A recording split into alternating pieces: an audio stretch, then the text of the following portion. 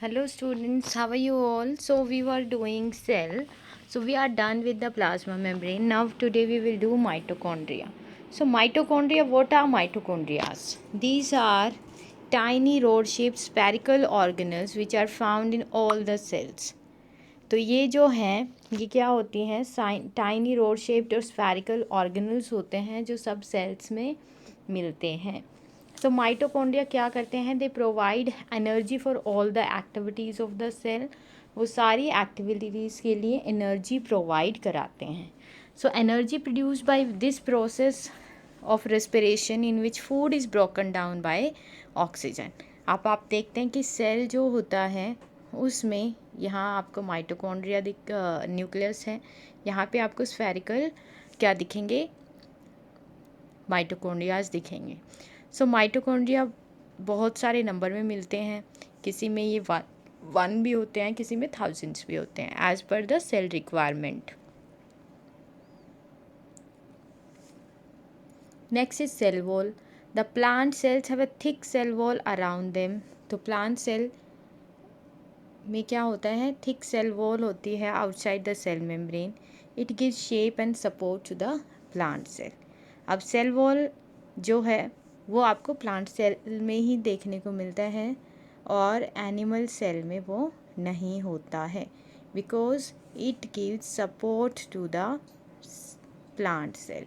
आप देखते हैं कि प्लांट्स इतने ज़्यादा जो कंडीशंस होती हैं जैसे कि रेन हो रहा है बहुत ज़्यादा, रेन हो रहा है बहुत ज़्यादा, आपके हवाएं चल रही हैं, फिर भी वो विदस्टैंड करते हैं वहाँ पे. क्यों? Because they have cell wall outside their plasma membrane.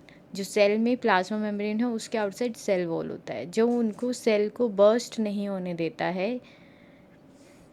Next is chloroplast. These are basically found in plants.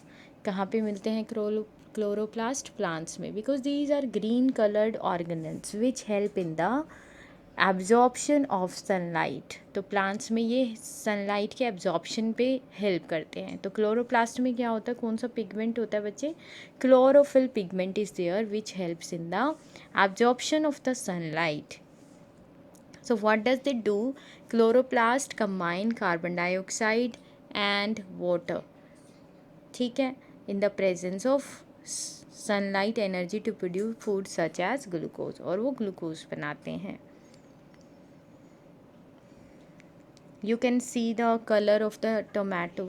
Tomato का कलर अलग क्यों होता है? Because it has other plastids which are called as chromoplast, means which gives color. तो chromoplast gives different colours, जैसे कि reddish है, carat है, रेडिश वाइट होती है, कैरेट जो है वो आपका रेड कलर की होती है because of the pig plastids that are present in the cells. Then you can see the structure in the cell, that is here you can see the vacuoles are there.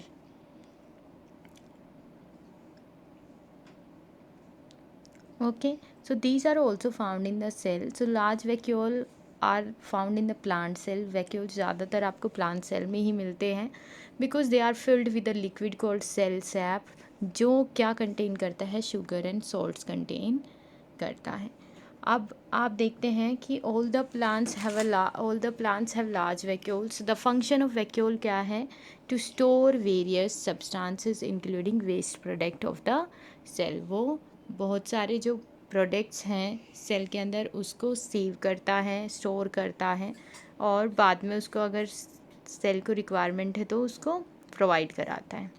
लेकिन जो आपके animal cells हैं उनमें भी होता है जैसे कि अमीबा, जिसमें वो किसका काम करता है? फूड डाइजेस्ट करने का काम करता है और फूड वेस्ट मटेरियल को बाहर निकालने का काम करता है. तो उन्हें हम फूड वैक्यूल्स कहते हैं.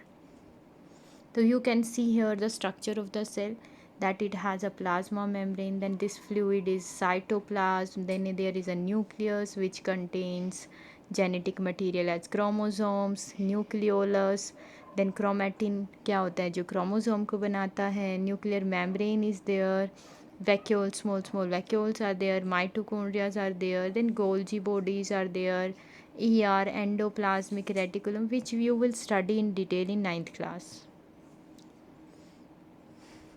अब फंक्शन क्या है न्यूक्लियस का? To control all the activities of the cell. Then this material जो हम यहाँ पे न्यूक्लियस के अंदर देख रहे हैं, आपको न्यूक्लियस के अंदर जो मटेरियल दिख रहा है इस तरीके से, इसको हम क्रोमैटिन मटेरियल कहते हैं. Chromatin material basically is made up of DNA. DNA का बना होता है जो क्या करता है, जेनेटिक इन्फॉर्मेशन को ट्रांसफ़र करता है from one parent to the offspring. अब डीएनए क्या होता है? Deoxyribonucleic acid is the full form of DNA, जिससे हमारा जेनेटिक मटेरियल बना होता है. तो जी डीएनए फिर क्या हो जाता है? एंटेंगल हो जाता है in the form of chromosomes. Okay. अब माइटोकॉन्ड्रिया का हमें पता चल गया कि फंक्शन है रेस्पिरेशन का फॉर रिलीजिंग एनर्जी. वैक्यूल का हो गया कि वो होल्ड करके रखता है air, water and particles of food को. ठीक है. देन उसके बाद सेल मेम्ब्रेन क्या करता है? कंट्रोल करता है passage of material from which go into the cell और आउटसाइड द सेल.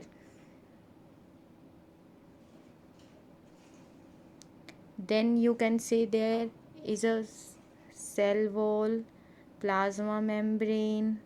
ठीक है. So cell wall protects the plant, gives it a fixed shape and makes it rigid, और उसको rigid बनाता है. Chloroplast make food in green plants. We already know that chloroplast food बनाने में help करते हैं.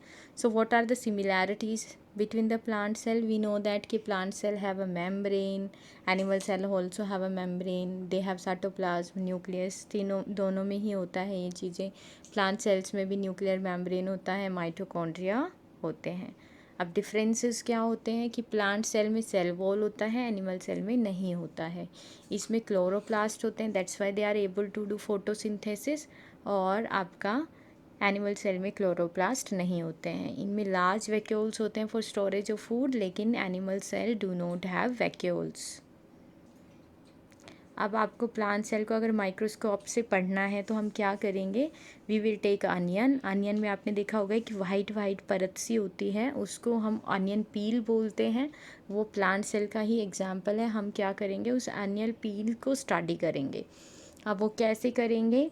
हम क्या करेंगे? Small piece of onion peel लेंगे, उसको स्लाइड पे रखेंगे, उसमें आयोडीन, पहले उस पर थोड़ा वाटर डालेंगे, फिर आयोडीन सोल्यूशन डालेंगे, फिर हम उसको माइक्रोस्कोप के अंदर देखेंगे. तो आपको इस तरीके का स्ट्रक्चर दिखेगा जिसमें आपको सेल वॉल दिखेंगे, सेल मेम्ब्रेन दिखेगा, and you will have a dense nucleus आपको दिखेगा. हम और ऑर्गेनल्स को नहीं देख सकते because they are very small, और वो देखे जा सकते हैं सिर्फ इलेक्ट्रॉन माइक्रोस्कोप से. हम सिंपल माइक्रोस्कोप में उनको नहीं देख सकते हैं.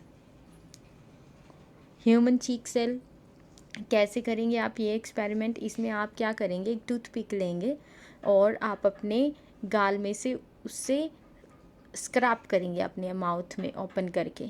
तो उससे क्या होगा? जो चीक्स हैं उससे टूथपिक से क्या होगा कि आपके पास सेल्स आ जाएंगी, और उनको आप प्लेस करेंगे ग्लास स्लाइड पे, और उसमें ऐड करेंगे मिथिलिन ब्लू सॉल्यूशन, और उसको कवर करके फिर you will see under the microscope. तो आपको चीक सेल्स का इस तरीके का स्ट्रक्चर दिखेगा जिसमें आपको ये देखो ऐसी सेल्स दिखेंगी, एक प्रोमिनेंट न्यूक्लियस दिखेगा.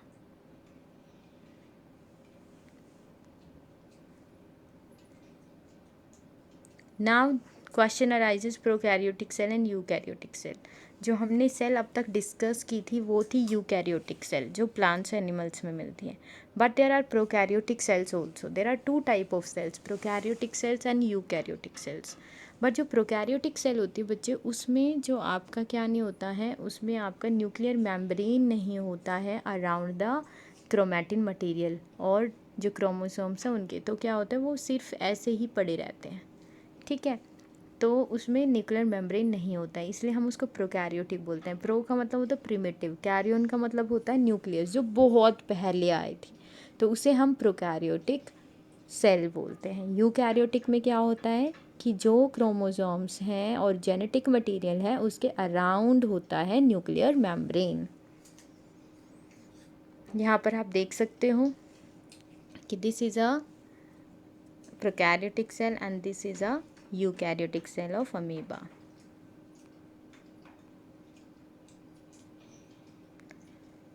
अब cells having nuclear material enclosed by a nuclear membrane are called eukaryotic cells. We have done this कि जिन cells में nuclear membrane होता है around nucleus, that is called your eukaryotic cell. अब cell का number shape very करता है, जैसे कि आपने देखा होगा कि वैरायटी नंबर ऑफ सेल्स होता है, किसी कोई यूनिसेलुलर है, कोई मल्टी सेलुलर है, तो देखिए आप प्लांट्स में देखते हैं उनका लिमिट ही नहीं होता है सेल का, हमें एक लिमिटेशन होता है। तो हम देखते हैं कि वन सेल से जो बने होते हैं उन्हें हम यूनिसेलुलर बोल देते हैं, और जो बहुत सारी सेल से बने होते हैं उन्हें हम मल्टी सेलुलर ऑर्गेनिजम्स बोलते हैं। So, which are made up of one cell are called unicellular organisms, and which are made up of many cells are called as multicellular organisms, such as आपका अगर हम यूनिसेलुलर देखते हैं तो amoeba, paramecium, euglena, chlamydomonas, bacteria, these are unicellular means which are made up of one cell. Then we plants are the multicellular organisms because we are made up of many cells. That's why we are called as multicellular organisms.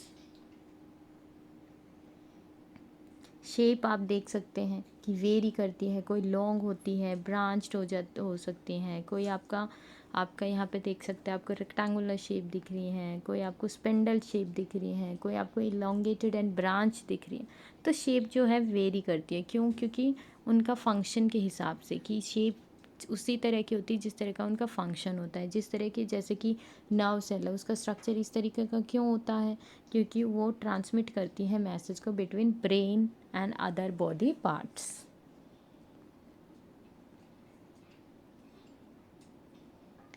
ठीक है, तो cell का जो function है उस पर depend करता है कि उसका किस तरीके का शेप होगा। आप देखते हैं कि muscle cells, white blood cells, bone cells, cartilage cell, they have different shapes because shape helps in its functioning, वो उसकी फंक्शनिंग में हेल्प करती है।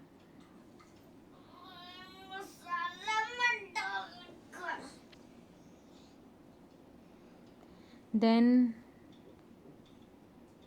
we will study in our next chapter other topics.